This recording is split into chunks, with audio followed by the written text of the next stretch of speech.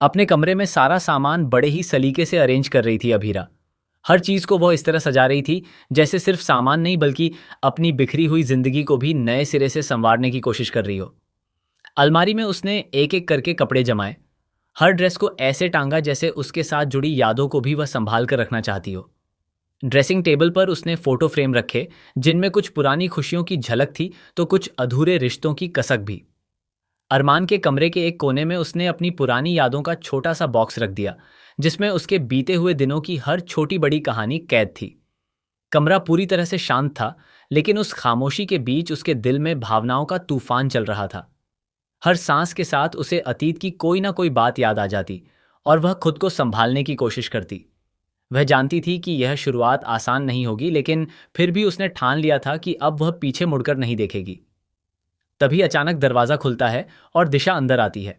दिशा के कदम जैसे ही कमरे में पड़ते हैं उसकी नज़र सीधे उस फोटो पर टिक जाती है जिसे मुक्ति अपने हाथों में थामे खड़ी होती है। वह फोटो मुक्ति की माँ की होती है और उस तस्वीर में एक ऐसी सच्चाई छिपी होती है जिसका अंदाज़ा वहाँ मौजूद किसी को भी नहीं होता। जैसे ही दिशा उस तस्वीर को गौर से देखती है, उसके चेहरे का रंग उड़ जाता है। उसकी आंखों में हैरानी और डर साफ झलकने लगता है। उसकी सांसें तेज हो जाती हैं और वह खुद को संभाल नहीं पाती। उसके होंठ कांपते हैं और वह धीरे से बुदबुदाती है, ये ये तो। उसकी आवाज़ में ऐसा कंपन होता है जैसे उसने कोई ऐसा राज देख लिया हो जिसे वह सालों से अपने अंदर दबाए बैठी थी। मुक्ति ये सब देखकर चौंक जाती है और तुरंत दिशा की तरफ मुड़कर देखती है। उसकी आंखों में सवाल ही सवाल होते हैं। अभीरा भी ये सब देखकर ठिठक जाती है। उसे समझ नहीं आता कि आखिर एक तस्वीर देखकर दिशा इतनी परेशान क्यों हो गई है। दिशा कांपती हुई आवाज में कहती है कि वह मुक्ति की मां को जानती थी। सिर्फ जानती ही नहीं बल्कि उनके परिवार के साथ उसका बहुत गहरा रिश्ता था। यह सुनते ही जैसे मुक्ति की दुनिया हिल जाती है। उसे समझ नहीं आता कि अचानक उसके अतीत से जुड़ा कोई अनजान सच इस तरह उसके सामने कैसे आ गया। उधर घर में एक अलग ही माहौल बना हुआ होता है। दादी सा के दिल में एक ही इच्छा होती है कि अभीरा और अरमान फिर से साथ आ जाएं। वह मानती हैं कि जो कुछ सालों पहले हुआ वह सिर्फ किस्मत का खेल था। वह अभीरा का हाथ पकड़कर उसे अरमान के कमरे में ले जाती हैं और बड़े ही दृढ़ स्वर में कहती हैं कि अब वक्त आ गया है कि दोनों अपनी जिंदगी को एक और मौका दें। अरमान वहां खड़ा होता है, लेकिन उसकी नजरें झुकी होती हैं। उसके दिल में अभी भी अपराध बोध भरा हुआ होता है। उसे लगता है कि जो कुछ भी हुआ उसमें कहीं ना कहीं उसकी भी गलती थी। अभीरा भी सहज नहीं होती। उसके मन में भी कई सवाल और डर होते हैं।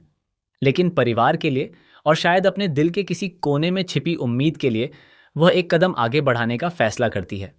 धीरे धीरे वह अपना सामान अरमान के कमरे में शिफ्ट कर देती है।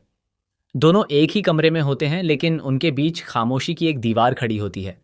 फिर भी उस खामोशी में एक हल्की सी उम्मीद छिपी होती है, जैसे कोई नया रिश्ता धीरे धीरे जन्म लेने की कोशिश कर रहा हो।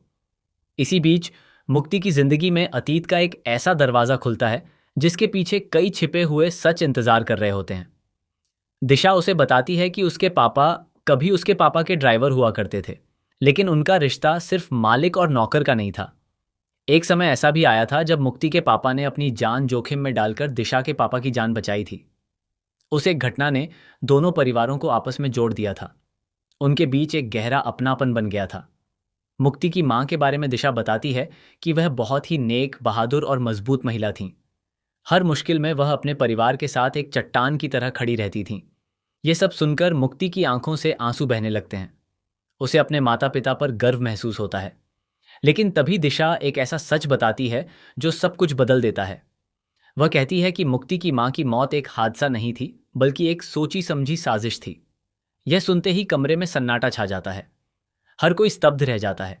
मुक्ति को यकीन ही नहीं होता कि जिस घटना को वह एक दुर्घटना मानती आई थी उसके पीछे इतनी बड़ी सच्चाई छिपी थी। धीरे धीरे सच की परतें खुलने लगती हैं और सामने आता है कि इस पूरे मामले के पीछे कृष का हाथ था। उसने अपने फायदे के लिए, एक प्रॉपर्टी डील को छुपाने के लिए, मुक्ति के पापा को रास्ते से हटवा दिया था, क्योंकि उन्हें उस धोखाधड़ी का पता चल गया था। इतना ही नहीं, जिस दिन हादसा हुआ था उस दिन कार के ब्रेक जानबूझकर फेल किए गए थे। यह सब सुनकर हर कोई हैरान रह जाता है। दिशा यह भी स्वीकार करती है कि उसे यह सब बहुत पहले से पता था, लेकिन उसने अपने परिवार की इज्जत और सुरक्षा के लिए यह राज छुपाए रखा।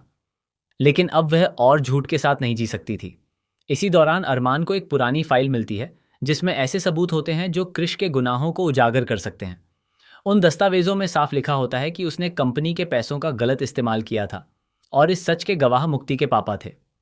जब यह सब सच्चाई सबके सामने आती है तो पूरे घर में जैसे भूचाल आ जाता है।